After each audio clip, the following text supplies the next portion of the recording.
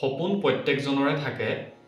অভাৱ, অনাটন, দৰিদ্ৰতা আদিয়ে কোঙা কৰা আমাৰ সমাজৰ কোটি কোটি মানুহৰ সপোনবোৰে যেন তেওঁৰ কৰ্ণত প্ৰতিধ্বনিত হলহি।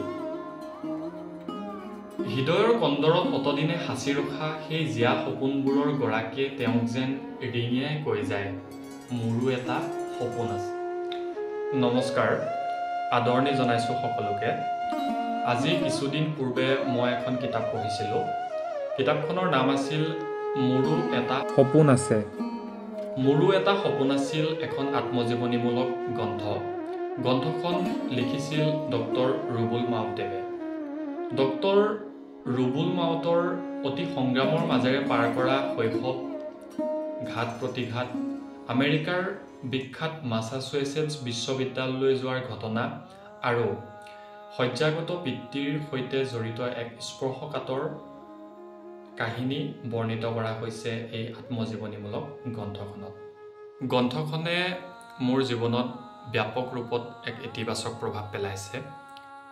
জীৱননো কি, জীৱনৰ তাৎপৰ্য, প্ৰকৃত মানুহ কিদৰে হ'ব পাৰি, দৰিদ্ৰতাক নেওচি কিদৰে নিজৰ সপোনবোৰক বাস্তৱায়িত কৰি তুলিব পাৰি, সেই কথা খুব সুন্দৰভাৱে গ্ৰন্থখন পঢ়ি বুজি উঠিব পাৰিলোঁ। দৰিদ্ৰতা যে শিক্ষাৰ ক্ষেত্ৰত হেঙাৰ নহয়, সেই কথা গ্ৰন্থখন পঢ়ি বাৰুকৈ উপলব্ধি কৰিব পাৰিলোঁ। আচলতে আমাৰ এটা ভাল মনৰ দৰকাৰ। কঠোৰ পৰিশ্ৰম, অবিৰাম চেষ্টা আৰু দৃঢ়তাই আমাৰ সপোনবোৰ বাস্তৱায়িত কৰি তোলাত সহায় কৰে। প্ৰত্যেক মানুহৰ জীৱনলৈ আন্ধাৰ নামি আহে, কিন্তু সেই আন্ধাৰখিনি সাৱটিহে আমি পোহৰৰ সান্নিধ্য লভিব পাৰোঁ। আন্ধাৰৰ অবিহনে পোহৰৰ মাদকতা সদায় মূল্যহীন। এতিয়া আহিছোঁ মোৰো এটা সপোন আছিল আত্মজীৱনীমূলক গ্ৰন্থখনত সন্নিৱিষ্ট দুই এটি কাহিনী খুব চমুকৈ থুলমূলকৈ আপোনালোকৰ ওচৰত ক'বলৈ আগবাঢ়িছোঁ। আপোনালোকে গোটেই কিতাপখন পঢ়িলে, গ্ৰন্থখন পঢ়িলে সকলোখিনি কথা বুজি উঠিব পাৰিব। সকলোখিনি কোৱা সম্ভৱ নহয়, তথাপিও মই মূল দুই এটি কথা আপোনালোকক জনাবলৈ প্ৰয়াস কৰিম। ৰুবুল মাউতৰ জন্ম এনে এখন গাঁৱত হৈছিল, যিখন গাঁৱত মেট্ৰিকৰ দেওনা পাৰ কৰাটোৱে অসম্ভৱ কথা আছিল। ৰুবুল মাউতে সৰুৰে পৰা তেওঁ পঢ়া শুনাত খুব ভাল আছিল। সৰুৰে পৰা নিজৰ ঘৰখনৰ দায়িত্ব কান্ধত পাতি ল'ব লগা হৈছিল ৰুবুল মাউতে। ৰুবুল মাউতে কেতিয়াবা ককায়েকৰ লগত হাল কোৰ বাব লগা হৈছিল পঢ়ি থকাৰ অৱস্থাটো। কেতিয়াবা বেপাৰ বাণিজ্যও কৰিব লগা হৈছিল। বজাৰত কেৰেলা বিক্ৰী কৰি পোৱাৰ টকাৰে, সামান্য টকাৰে ঘৰৰ বয়-বস্তু, পঢ়া শুনাৰ খৰচ তেওঁ উলিয়াই লৈছিল। ইমান কষ্টৰ পাছতো ৰুবুল মাউতে কিন্তু আহাৰ মানি যোৱা নাছিল এই জীৱন সংগ্ৰামখনত।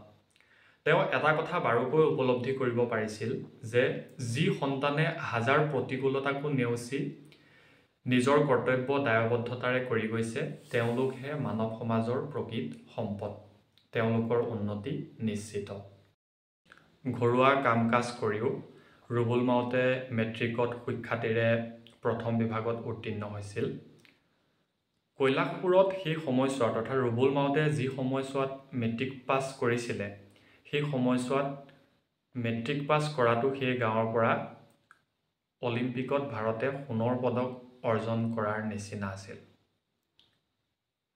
সেইখন গাঁও, যিখন গাঁৱত কোনোদিন বিদ্যুৎ নাছিল, সেইখন গাঁও, যিখন গাঁৱত কোনোদিন পকী ঘৰ দেখিয়ে পোৱা নাছিল, সেইখন গাঁও, যিখন গাঁৱত কোনো এঘৰ চাকৰিয়াল মানুহ নাছিল, সেইখন গাঁও, যিখন গাঁৱৰ মানুহে দুবেলা দুমুঠি পেট ভৰাই খাবলৈ পোৱা নাছিল, সেইখন গাঁৱৰ ল'ৰাই সগৌৰৱেৰে মেট্ৰিকত প্ৰথম বিভাগত উত্তীৰ্ণ হৈছিল। ডক্টৰ ৰুবুল মাউতে যিখন স্কুলত পঢ়ি মেট্ৰিক পৰীক্ষাত অৱতীৰ্ণ হৈছিল, সেইখন স্কুলৰ প্ৰথমগৰাকী ছাত্ৰ, যিয়ে মেট্ৰিকত পোনপ্ৰথমবাৰৰ বাবে প্ৰথম বিভাগত উত্তীৰ্ণ হৈ সমগ্ৰ অঞ্চলটোলৈ গৌৰৱ কঢ়িয়াই আনিছিল। দেউতাকে ৰুবুল মাউতৰ ফলাফল লাভ কৰিয়ে তিনিচুকীয়াৰ চেনাইৰাম হায়াৰ ছেকেণ্ডেৰীত 2 বিঘা মাটি বন্ধকত দি বিজ্ঞান শাখাত নাম লগাই দিলে, অৰ্থাৎ নামভৰ্তি কৰি দিলে। আৰু অতি সংগ্ৰামৰ মাজেৰে তেওঁ সেই হায়াৰ ছেকেণ্ডেৰী যি জীৱন, সেই জীৱন কটাবলৈ আৰম্ভ কৰিলে। কেতিয়াবা 5 ঘণ্টা খোজকাঢ়ি, 2-3 ঘণ্টা বাছত গৈ তেওঁ ক্লাছ কৰিব লগা হৈছিল ফিজিক্সৰ টিউচনৰ বাবে ঘৰৰ সা সম্পত্তি বিক্ৰী কৰিও তেওঁ টিউচনৰ খৰচ দিব লগা হৈছিল কেতিয়াবা হাই সেকেন্ডাৰীত পঢ়ি থকা অৱস্থাতে তেওঁ জালুকৰ বেপাৰ কৰিও ৰুবুল মাউতে পঢ়া শুনা কৰিব লগা হৈছিল স্নাতক প্ৰথম বৰ্ষত থাকোতে ডক্টৰ ৰুবুল মাউতে কিছুমান অনৈতিক কাৰ্যতো লিপ্ত হ'ব লগা হৈছিল কেতিয়াবা তেওঁৰ ককায়েকৰ লগত চুৰ কাৰ্যত লিপ্ত হ'ব লগা হৈছিল অন্যহাতে কেতিয়াবা বন্ধু প্ৰিয়দাৰ ৰুমৰ পৰা বাল্ব চুৰ কৰি আনি তেওঁ পঢ়া শুনা কৰিব লগা হৈছিল গ্ৰন্থখনিত এটা ঘটনাই মোক অলপ সময় স্থবিৰ কৰি তুলিলে সেইটো হৈছে অৰ্থাৎ পঢ়াবলৈ সামৰ্থ্য নথকাৰ সত্ত্বেও মাক দেউতাকে স্নাতক পৰ্যায় শেষ হোৱাৰ পাছত ৰুবুল মাউতক গুৱাহাটী বিশ্ববিদ্যালয়ত স্নাতকোত্তৰৰ বাবে নামভৰ্তি কৰি দিলে ঘৰৰ ইমানবোৰ সা সম্পত্তি তথা মাটি বাৰী সকলো বন্ধকত দিয়াৰ ফলশ্ৰুতিত তেওঁলোকৰ ঘৰখনত আৰ্থিক অনাটনে দেখা দিলে ফলত দেউতাকে উপায়ন্তৰ হৈ চুলাই মদৰ বেপাৰ কৰিব লগা পৰিস্থিতি হৈছিল ক্ৰমাৎ ৰুবুল মাউতৰ জীৱন সংগ্ৰাম আগবাঢ়ি গৈ থাকিল গুৱাহাটী বিশ্ববিদ্যালয়ত থাকোতে তেওঁ কেইবাখনিও বৈজ্ঞানিক গ্ৰন্থ পঢ়িবলৈ ধৰিলে ইয়াৰ ভিতৰত লেনিনজাৰৰ বায়'কেমিষ্ট্ৰি মেৰিলেনৰ সুপ্ৰামলিকুলাৰ কেমিষ্ট্ৰি আদি গ্ৰন্থসমূহ পঢ়িবলৈ ল'লে তেওঁ এই গ্ৰন্থবোৰ পঢ়ি বিজ্ঞান চৰ্চা কৰিম বুলিয়ে সপোন দেখিলে আমেৰিকাত গৈ সভ্যতাৰ দিশ পৰিৱৰ্তিত কৰা বিজ্ঞানীসকলৰ লগত গৱেষণা কৰাৰ এক সপোন দেখিলে তেওঁ এই সময়ছোৱাত CSIRৰ JRF পদত নিযুক্ত হৈ আছিল ফলত আৰ্থিক অভাৱ অনাটন হ্ৰাস হ'ল পৰৱৰ্তী সময়ছোৱাত মুম্বাইত টাটা ইনষ্টিটিউট অফ ফাণ্ডামেণ্টেল ৰিচাৰ্চত গৱেষণা কৰাৰ এটা সুযোগ পালে ডক্টৰ ৰুবুল মাউতে নেনো টেকনলজিৰ লেবৰেটৰী এটাত PhD কৰাৰ সুবিধা লাভ কৰিলে মাউতে মেলেৰিয়া ৰোগৰ ওপৰতো গৱেষণা কাৰ্য আৰম্ভ কৰিবলৈ ল'লে ৰুবুল মাউতে ভালকৈ ইংৰাজী ক'ব নোৱাৰাৰ বাবে তেওঁ কেতিয়াবা হীনমান্যতা অথবা হতাশাত ভুগিব লগা হৈছিল ডক্টৰ ৰুবুল মাউতে কেৱল 4-5 মাহৰ ভিতৰতে বেৰণৰ গাইডবুকখনত থকা নতুন 6000 শব্দ আৰু অৰ্থ মুখস্থ কৰি অটাইছিল সেই সময়ছোৱাত ৰুবুল মাউতৰ মগজুটো যেন এটা মেমৰি মেচিনলৈ পৰিৱৰ্তিত হৈছিল পৰিশেষত অশেষ কষ্ট আৰু ত্যাগৰ বলত তেওঁ GRE আৰু TOEFL পৰীক্ষাত উত্তীৰ্ণ হৈছিল ইয়াৰ পিছত মাউতে বহুকেইখন বিশ্ববিদ্যালয়ত PhD কৰাৰ সুবিধা পাইছিল বহু আশা আৰু প্ৰতীক্ষাৰ অন্তত মাৰ্চ মাহত এটা ভাল খবৰ আহিল ডক্টৰ ৰুবুল মাউতৰ জীৱনলৈ পৃথিৱীৰ সৰ্বশ্ৰেষ্ঠ বিশ্ববিদ্যালয় আমেৰিকাৰ মাছাচুচেটছ বিশ্ববিদ্যালয়ত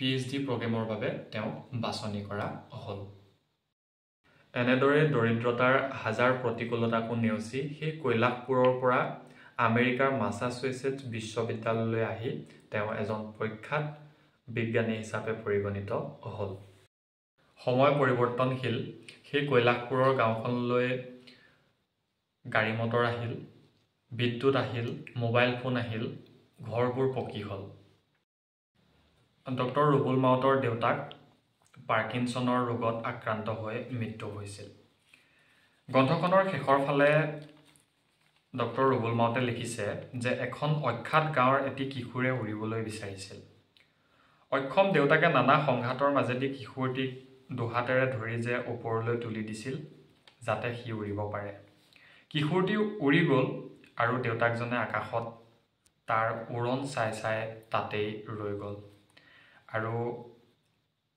এইমাত্ৰ সন্তানৰ উৰণ চাই গৌৰৱান্বিত হোৱা সেই দেউতাকজন এই পৃথিৱীৰ পৰা আঁতৰি গ'ল অতি দুখেৰে মাউণ্টদেৱে গ্ৰন্থখনিৰ শেষত উল্লেখ কৰিছে দেউতাকৰ বিষয়ে শেষৰ পৃষ্ঠাত অতি ভাল লগা কথা কেইটামান ডক্টৰ ৰুবুল মাউতদেৱে কৈছে যে আজিকালি সৰহসংখ্যক মাক দেউতাকে ল'ৰা ছোৱালীক চাকি জ্বলাই হ'লেও পঢ়িবলৈ সুবিধা কৰি দিয়ে মানুহবোৰৰ মনত এটা সাৰ্বিক সপোনে দেখা দিছে সেয়া হৈছে ল'ৰা ছোৱালীৰ যোগেদি আগুৱাই যোৱাৰ সপোন। সপোনৰ যোগেদিয়ে দৰিদ্ৰতাক নেওচি সকলো ল'ৰা ছোৱালী আগুৱাই যাওক। খুব সুন্দৰভাৱে ৰুবুল মাউতদেৱে এই কথাখিনি উল্লেখ কৰিছে। শেষত এটা কথাই ক'ম, আপোনাৰ ৰচিত এই আত্মজীৱনীমূলক গ্ৰন্থখনিয়ে আমাৰ দৰে হাজাৰ হাজাৰ তৰুণ তৰুণীক ধন্য কৰিছে। আপোনালৈ সদৌ শেষত আন্তৰিক শ্ৰদ্ধা, ধন্যবাদ আৰু কৃতজ্ঞতা জনাইছোঁ। ইমান পৰে আপোনালোকে ভিডিঅ'টি চাই থকাৰ বাবে আন্তৰিক ধন্যবাদ আৰু কৃতজ্ঞতা জনাইছোঁ। কিতাপখন পঢ়ি যি বুজি পালোঁ আপোনালোকক দুআষাৰ ক'বলৈ চেষ্টা কৰিলোঁ। ক'ৰবাত যদি ভুল ত্ৰুটিও হৈ গৈছে তেন্তে ক্ষমা কৰিব। এনেধৰণৰ ভিডিঅ'সমূহ পাই থাকিবৰ বাবে আমাৰ চেনেলটি ছাবস্ক্ৰাইব কৰি